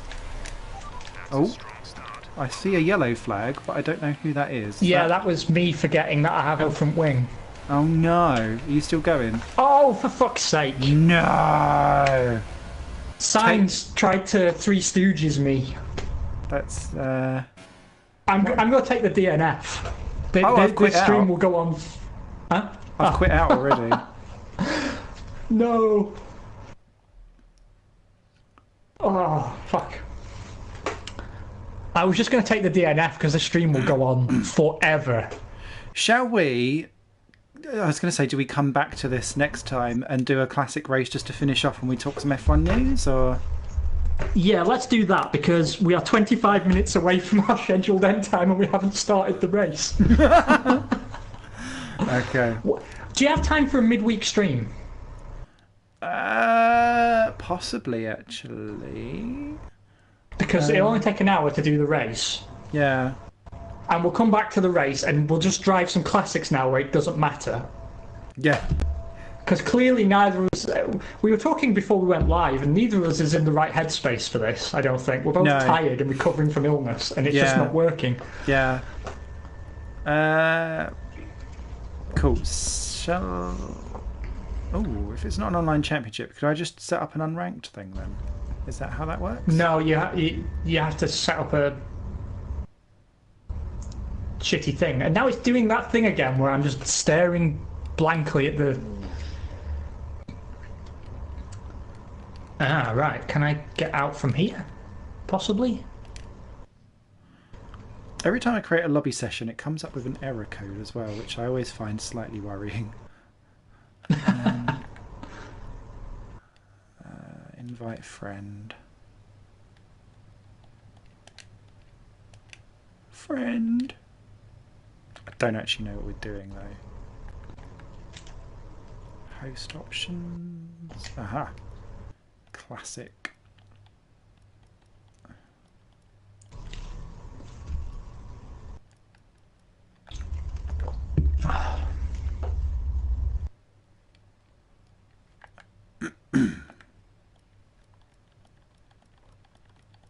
Aha. Oh, the fun cars.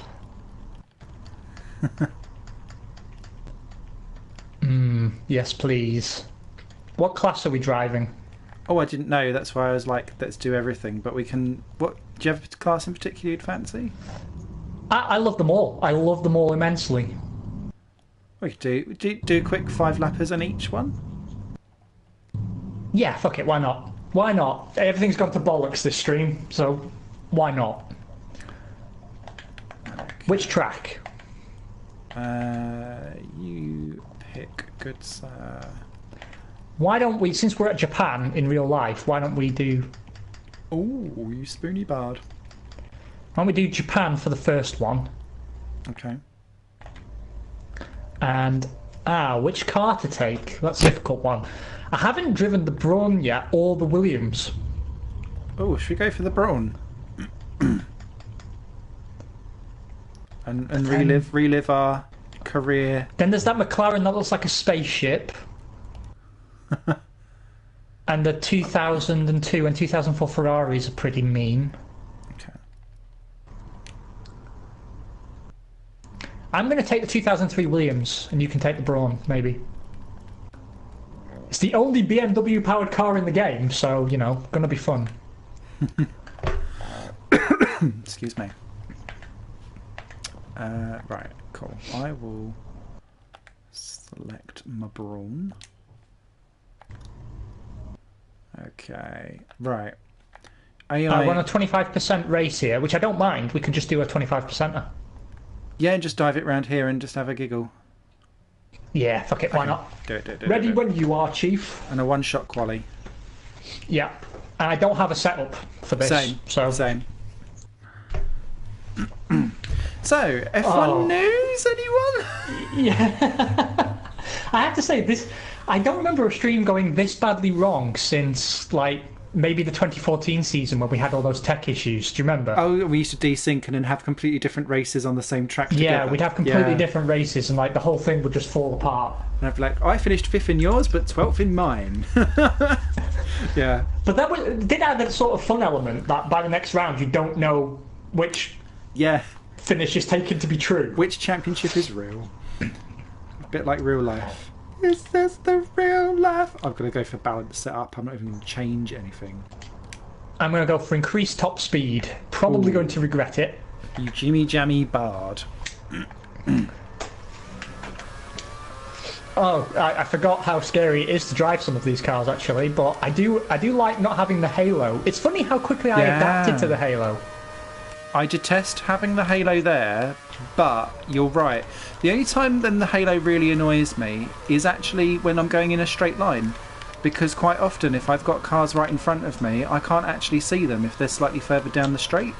And then I have to go offline to make sure that it's definitely, like, that's no one who I'm in your chasing. braking zone, yeah. Yeah. That's been my complaint all the way through career mode. Anyway, F1 news. What we got left in the bag? There was still quite a bit to talk about, actually. Yeah. I did actually want to talk some more about Haas. There was something. There was another announcement. They've picked up a sponsor. Ooh. Yeah, a cam company from America that you've never heard of. But you know how when you see NASCAR or whatever, and American companies just have quite distinctive logos and company names. It's like a proper Texan cowboy hat style logo that they're going to have on the car from the next Grand Prix, from this one actually. Oh, cool.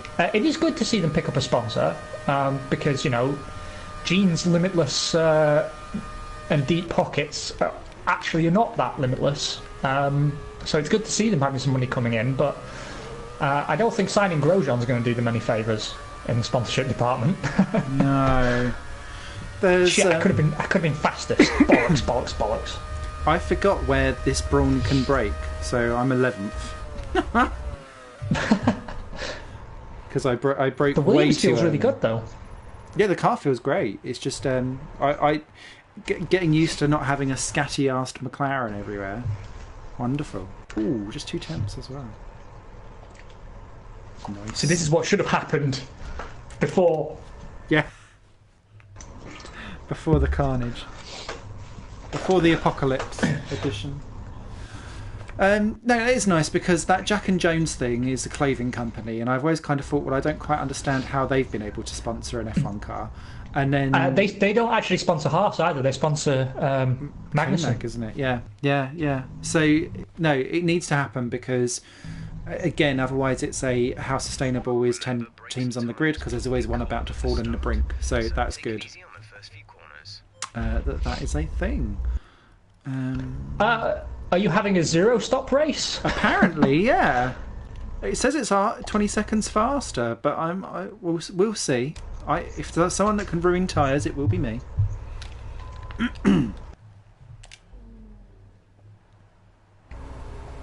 Oh.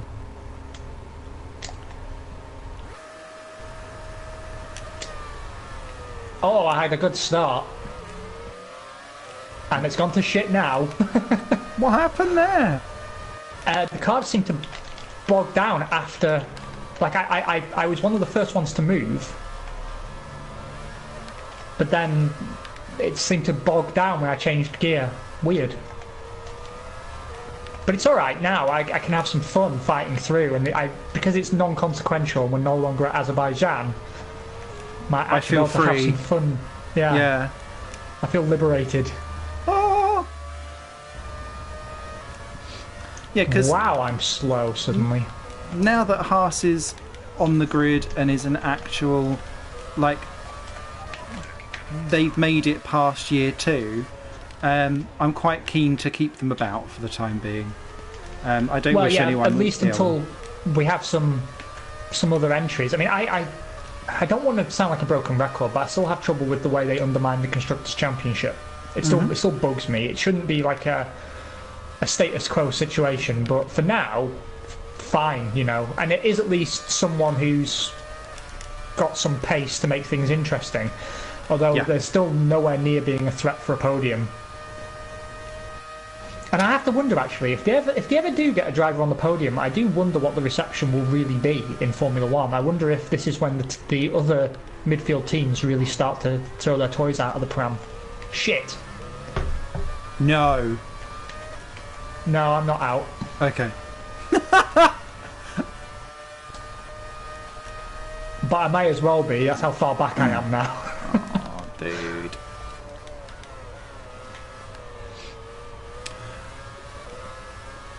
That will be interesting, actually, because I thought there would be more of an angry reception this year, actually, at how well they've done. I mean, thankfully, well, not thankfully, but they did manage to self-sabotage most of their best results.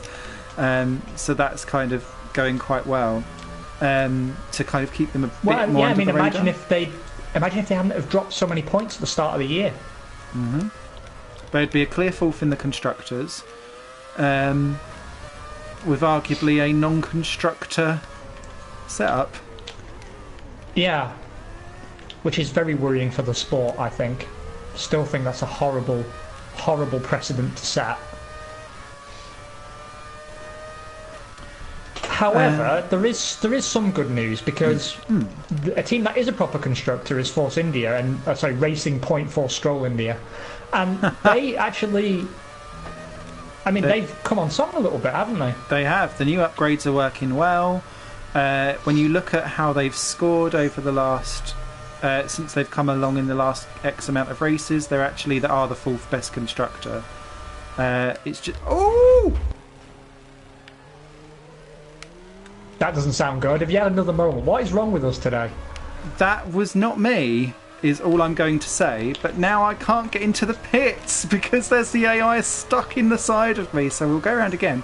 I think I turned ultimate damage off because I should have no wheels by the end of that, yet I'm still 11th. I've lost it again. Oh, that just try and say rain in 15 minutes. What a mess. What a mess today is.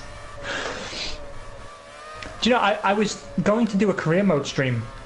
I don't. This weekend. But I'm really thinking now, bad idea.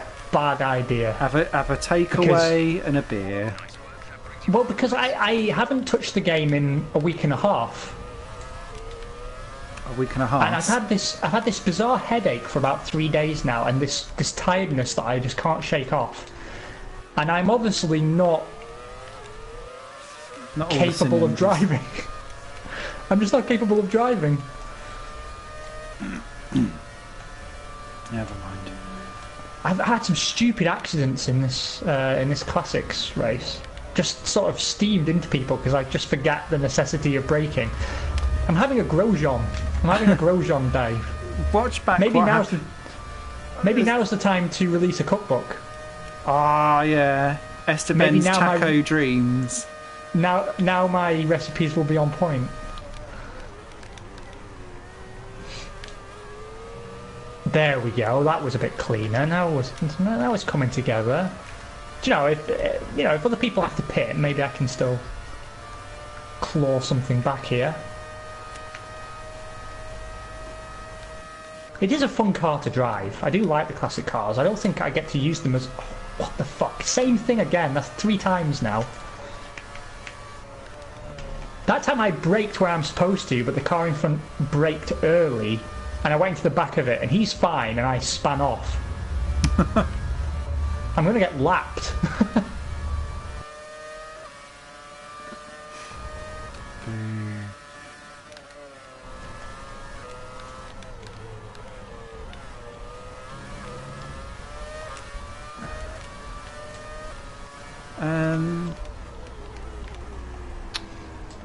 So, I guess I tell you what we haven't talked about because I think it happened in between this episode and last episode. But if we have, go on. Tell me off. Bye, Merrickson.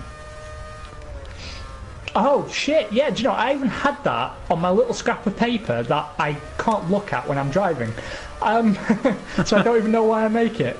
To be honest, I think we both saw it coming, didn't we? Really? Yeah. I mean, as soon as Kimmy got that other seat, it's sad, and I think if he'd been replaced by Giovinazzi, I could probably stomach it a little bit more. But the fact he's been replaced by Raikkonen kind of irks me a little bit. Not that I want Raikkonen out of the sport, and not that I don't love Raikkonen at Sauber. It just seems odd to just when Merrickson's starting to develop. I mean, he's never going to be a world beater, as we always say, but I mean, he's going to reach 100 Grand Prix in this season. Oh wow! How very Adrian Sutil. Yeah. He's. I think he will. Anyway, what round are we on now? Actually, maybe he won't. Maybe he'll just be a bit shy. But he's like 93 Grand Prix starts now. Yeah, he'll fall short. 97 or 8. So, it seems kind of a shame that just when he's finding some respectable pace, I don't think he's disgraced himself against Leclerc by any stretch. No, not at all. To replace him with a guy who's going to be retired in 2 years, and I'm still astonished that Kimi Raikkonen is going to be on the grid at 41 years old. Mm-hmm. And I know this was an everyday occurrence back in the day. I mean, Clay Regazzoni, he must have been like 67 by the time he retired. And Damon Hill was driving into his 40s. Frentzen was quite old when he retired, wasn't he? Wasn't he 39? 39, I think, yeah. And Gerhard Berger hit 40 in the cockpit. Wasn't Mansell? Didn't he come back in his? Yeah, he was 40 when he was back in the McLaren, right? Yeah, the McLaren, yeah. So it's not like it's. I just think the last 15 years it hasn't really been a thing. And it seems odd that it's come back now, and with a driver who is not at the top. While he's popular, he's not. I mean, not that Mansell's comeback was anything to write home about, but if you look at Gerhard Berger's retirement year, yeah, that was a stellar season, I thought. Yep.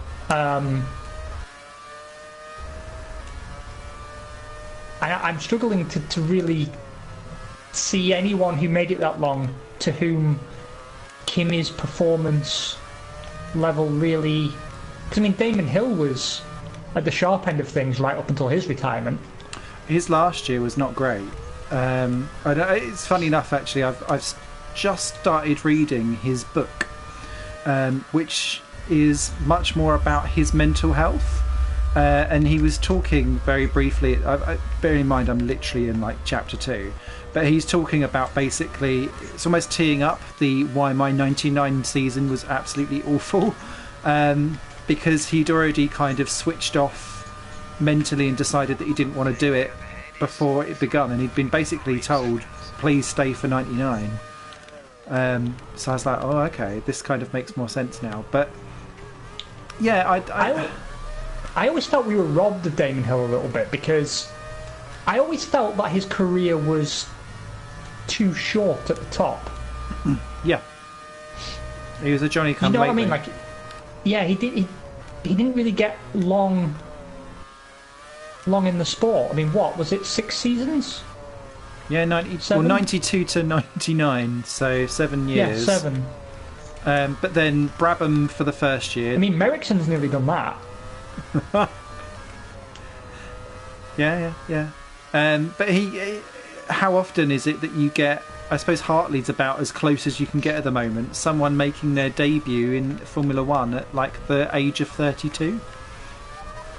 Yeah, I mean that's true. He was late coming to the sport, but he never struck me as. There are people who sort of look at, say, Jenson Button and say, well, was he really good enough to be world champion, or was it just that car was phenomenal? And I would argue that he was good enough to be world champion, but yep. I would. It would be incorrect of me to say that I don't see the point people are making when I compare him to other one-time world champions, because for me, like, I really did rate Damon Hill. I don't think he was on the level of Schumacher. No. But I'm trying to think of the right words here, but to me he definitely was a top level competitor. Like if Schumacher didn't have the right car, he was the obvious person to be a champion. Yeah. I just felt he had a natural way with the car, particularly at Williams, but also at Jordan. And let's be honest, right? He dragged some amazing performances out of the Arrows, mm-hmm. which was a piece of shit, really. Yeah, that Hungary drive, obviously. The Hungary drive stands out, but also where was it that he started fourth on the grid? Because I was watching a classic Grand Prix back. It was might have been Germany, and Murray comes on and he's going down the grid, and Hill fourth for Arrows in qualifying. And I was thinking to myself, I'm an big Arrows fan, and this is my era of Formula 1. Why do I not remember him dragging those quality performances out of that Arrows? Yeah, because in the middle of the year, actually, he was quite often dragging it into the top 10 and doing particularly great things there. That car was woefully unreliable, so I think sometimes we don't necessarily see the translation into an actual race result. But yeah, he done some pretty great stuff. The AI in this fucking game. To me, that Arrows year was pretty spectacular. The 98 season I thought was absolutely superb once the car could actually finish a race. 96 obviously was great from a championship perspective. And I guess for me, in the same way that anyone has to deal with something, when you've had your teammate, particularly Senna, obviously with the weight that carries, the mental strain that takes on you and how you then have to pick up and carry on is fascinating. And I think what we maybe don't take into account, and I know I've said this before, is the mental capacity that Hill had to be able to basically carry the shoulders of F1 of Williams on his shoulders and keep going with that and turn it into something that gives the team hope to continue, I guess. Yeah, when he stepped up, didn't he? And he was able to lead the team to a championship. And when I think about that time, it makes me think of, I think Williams were the Red Bull of their time. Because if you read, for example, Adrian Newey's autobiography, How to Build a Car. Yep, I've got that on my shelf. What you see is that Hill was dropped from Williams in 1995. Yeah. Like the decision was made in 1995. And obviously the plan was to bring Villeneuve in, but they were desperate to have Frentzen. Big Frank was a huge Frentzen fan. And the same thing happened with Mansell. Williams lost Mansell because they made the decision to fire him before he sort of really came on song. And it seems to be something that's quite common through their history, and I think that's very much what Red Bull do now. And if anyone deserves comparing to Verstappen, I would say it's probably Jacques Villeneuve. Yeah. Who would have guessed at the start of his career that he would go on to be so mediocre? Yeah, it's... And part of me still thinks that's what's going to happen to Verstappen. Do you think he'll become like F1's Nearly Man? I do, actually. I really do, because even though Honda seem to be taking really good steps forward, I just don't think they'll be on the level to deliver championships. And he's committed to Red Bull now for the foreseeable future. And with so much young talent coming in behind him, and teams making quite left field decisions with the driver lineups, I do wonder if he's going to have an Alonso career. Where maybe he does pick up a championship here or there, but actually never really reaches his full potential. Because, don't get me wrong, if he's in the right car at the right time, I firmly believe he's on the level that would allow him to match or eclipse Schumacher's number of titles. Yeah.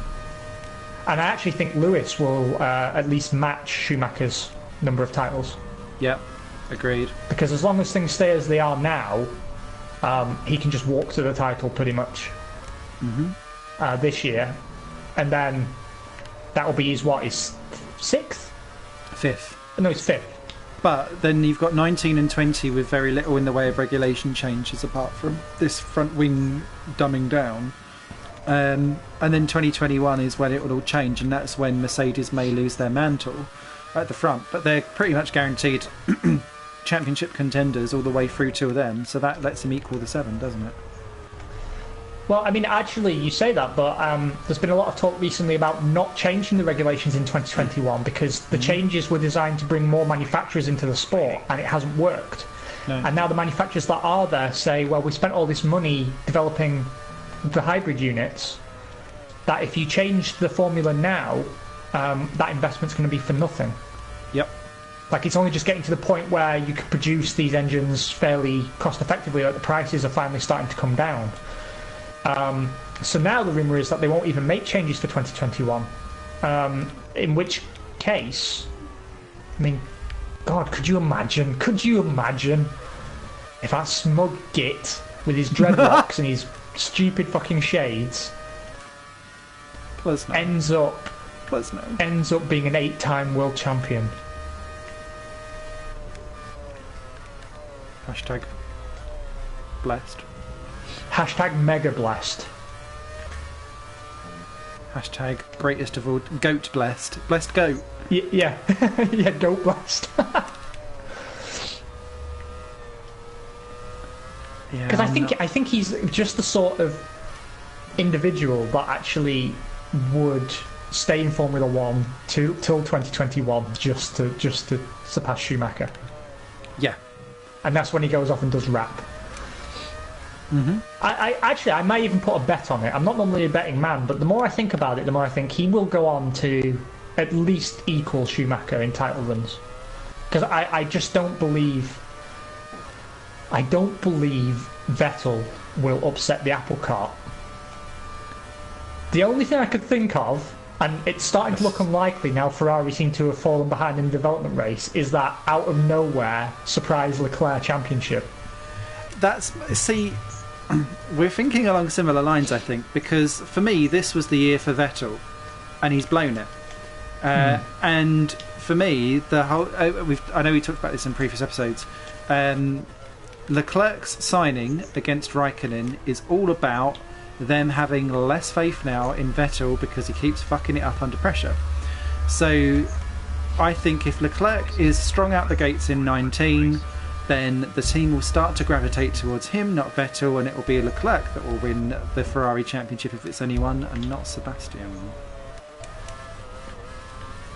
So I agree. And well, Leclerc has actually said that the target for him is the challenge for the championship, which I don't think is arrogance. I think it's just a recognition that when you're in that car, that really has to be your goal. Yeah. You can't settle for less and you can't talk out less because you are Ferrari. So you can't. They've spent the last 10 years saying they're developing for a championship challenge. Now is the time. Well, now should have been the time. It's going woefully wrong, obviously, but yeah. So I don't know. I mean, I think actually we could be in a situation where Leclerc gets a shot at the championship before Verstappen does. That would make me quite happy.